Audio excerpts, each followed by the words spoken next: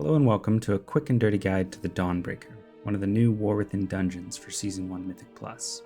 The goal of this guide is to go over the important mechanics or strategies for the trash and bosses in this dungeon so that you can succeed from day one. So let's get into it. As you move forward at the start of the dungeon, the first two packs will spawn and you should be able to pull them together. The Nightfall Shadow Mages have a moderate damaging cast called Nightbolt, so try to kick as many as you can. These Shadow Mages also put out Ensnaring Shadows, a curse effect which does heavy dot damage and slows the target, so having a healer or other classes with a curse dispel is very helpful.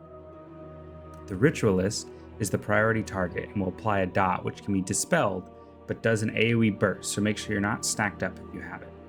They also frequently target two players with Tormenting Beam, a heavy channel dot you'll want to use defensives for.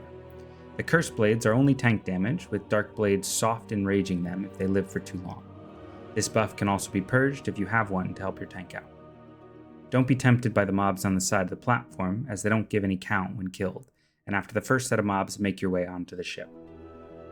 Once you're on the Dawnbreaker, you'll find some more Shadow Mages, Curse Blades, and another Ritualist, as well as a Nightfall Commander.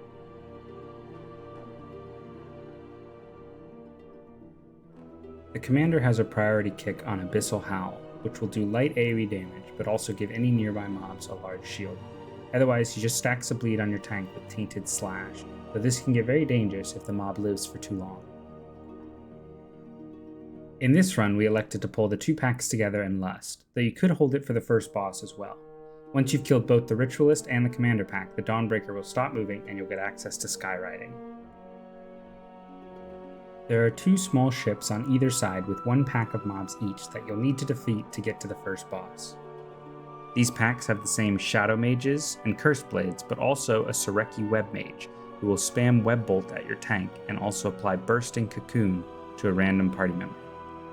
This is a moderate dot which explodes for a burst of AoE damage around it when it expires, so make sure you use a defensive and stay away from your party.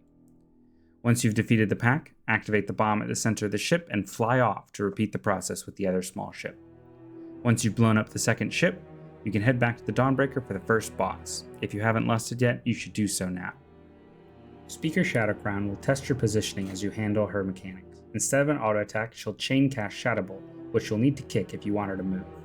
She'll also regularly cast Obsidian Beam, which does a large burst of damage to the tank and spawns several Void Beams, which will rotate around her. Touching a beam leaves a nasty dot, so follow their movement and don't get too close. Shadowcrown will also debuff one player with Burning Shadows, a moderate dot which applies a healing absorb on all players when dispelled. Finally, she'll spawn two Void Zones with Collapsing Night. This prefers ranged players, so you'll want to bait these to the sides of the ship and away from the boss at all times, to make it easier to dodge beams and continue hitting the boss. You can pre-move these zones once the cast starts to avoid taking extra damage. If you don't have two ranged players, the zones will spawn on your melee, so you'll want to move out before the mechanic, because it's very hard to move the boss even if you kick her Shadowbolt cast. Once she reaches 50%, she'll go immune and start to channel Darkness Comes. The party will have to mount up and fly off the boat until the channel finishes. If you need extra vigor while you're flying, the golden orbs around the ship will give you one each. Once the channel is complete, you can fly back to the boat and resume the fight with Obsidian Beams now spawning 4 rotating beams instead of 3. As a side note, there are several weird interactions with blinks or projectiles that travel along the floor on the Dawnbreaker, so be careful relying on them. Rinse and repeat until the boss reaches 0%, and she'll do one more Darkness Comes cast, but will die when it finishes, so you can fly down to the city early. Be careful as you fly down, as the mobs don't spawn until Shadowcrown dies, and you don't want to be standing on a pack when it spawns. Here is one safe spot to land, and there are also several radiant zones of light in the city that are indicated on the map in the corner of the screen.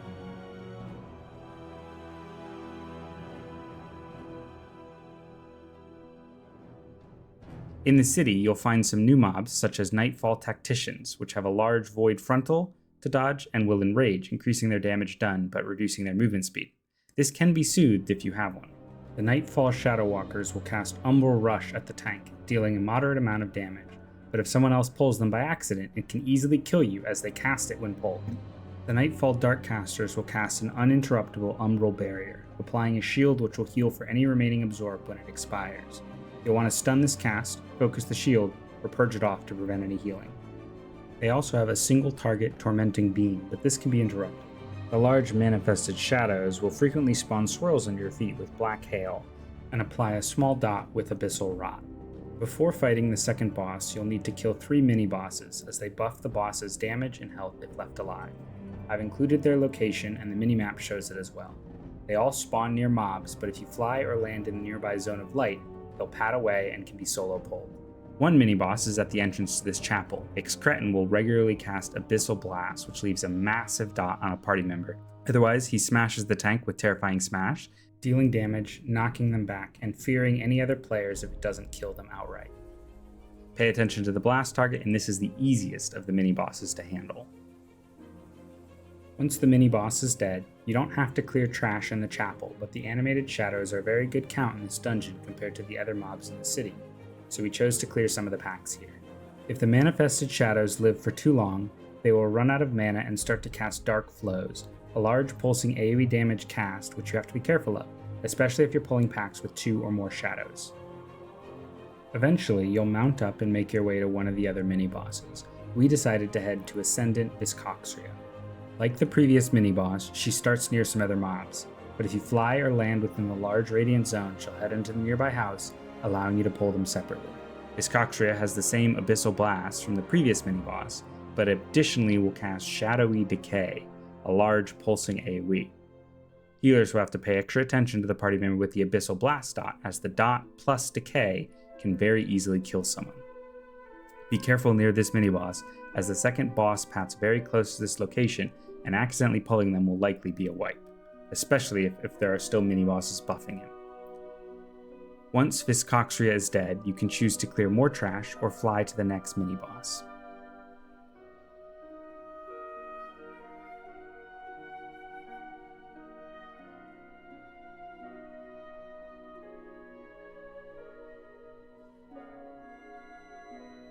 The third mini-boss is Death Screamer Anub'ikkaj, who will once again be next to mobs unless you fly by the large radiant zone nearby. Anub'ikkaj is probably the hardest mini-boss, since it requires careful positioning from your party. Anub'ikkaj shares the Abyssal Blast spell that all the other mini-bosses did, but has the new unique spell Dark Orb. Dark Orb will track one player's movement and after a short delay lock on and fire a massive projectile out. Getting hit by the orb puts a nasty dot on you, and when the orb collides with terrain or reaches a maximum distance, it explodes, dealing fall-off damage to the party. Whoever gets targeted by the orb will want to aim it so that the orb has a straight path away from the party, as nearby explosions can easily kill players, especially if they have the Abyssal Blast dot. Here you can see us aiming the orb down the road where it will reach max range and deal minimal damage to the party. Once the third mini-boss is dead, you can go fight the second boss, Anub'ikkaj.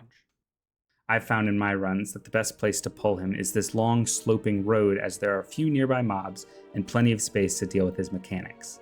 Thankfully, you should already know most of them, as Anub'ikkaj shares the unique mechanics from all the mini-bosses. He will cast Dark Orb, Shadowy Decay, and Terrifying Slam, which you'll handle in the same way. Aim the orb down one of the long stretches of road, stay out of the tank slam, and use defensives on the Shadowy Decay.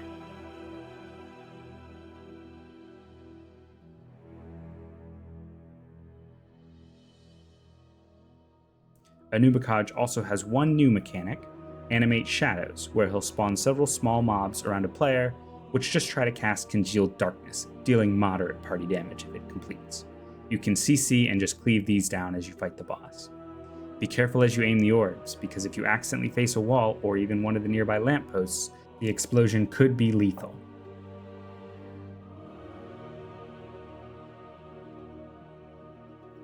One notable mention for the fight, if you're doing hierarchies, while there is a small grace period between most damage events, approximately a minute and a half into the fight, you'll get an overlap where the boss casts Shadowy Decay almost exactly as the Dark Orb explosion hits the party.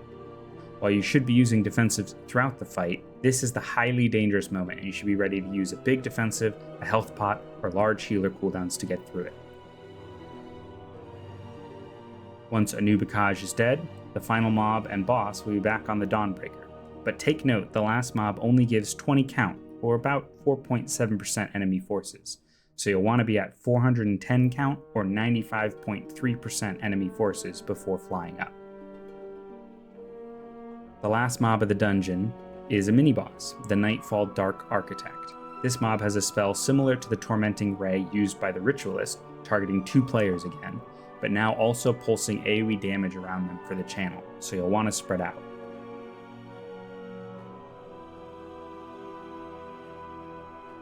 They'll also frequently cast Nightbolt at the tank and spawn extra mobs with Usher reinforcements. As a note, these extra mobs are a very low priority as they all have rapid summoning, which heavily reduces their damage and health, though you'll still want to kick them to group them up so they get cleaved down passively. Once the Architect is dead, a short RP will occur to spawn the final boss, and you'll want to avoid that area to not accidentally pull them as you finish off any spawned mobs.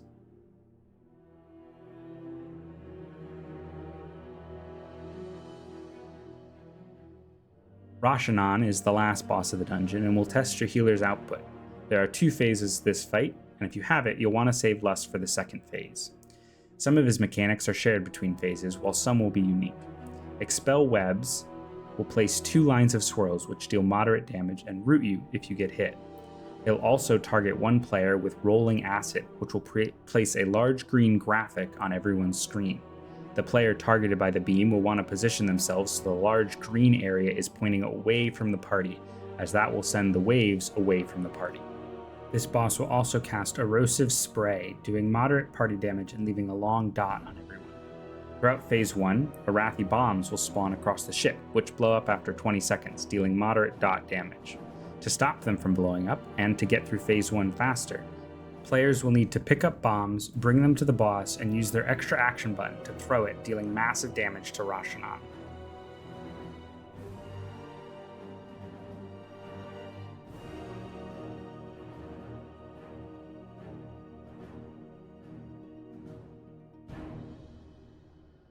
Around 64%, or after roughly 6 bombs, the boss will fly away and transition to Phase 2. Everyone will be able to mount up here and chase after the boss, but be careful. While you fly, you'll need to stay by the small ship that spawns, or constantly fly through the golden orbs to avoid the encroaching shadows debuff, which will instantly kill you if it times out. Alternatively, as shown in the corner of the screen, you can fly straight from the gate the boss goes under to the final area by grabbing 1 orb to refresh your debuff and then landing in the safe zone at the end.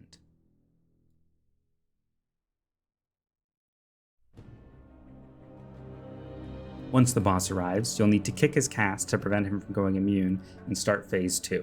The boss keeps his Expel Webs, Rolling Acid, and Erosive Spray cast from Phase 1, but there will be no more bombs, and you need to DPS him down to 60% to finish the fight.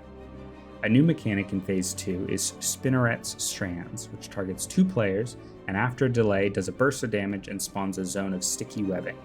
The targeted players get linked to this zone, and when they leave it, it does a pulse of party damage, but staying in the web deals damage over time and slows you down, so you'll want to get out quickly unless the party is extremely low health. Once these webs have spawned, any waves from Rolling Acid will clear these web zones, but convert them into smaller but more damaging acid puddles. The rest of the fight is mainly keeping up with the incoming damage as you bring his health down to finish the dungeon. As always, thanks for watching this dungeon guide, and I hope you found it helpful. Please like and share with your friends so they don't troll your keys by chain pulling the entire city section, and don't forget to subscribe, as I'll have more dungeon guides coming soon.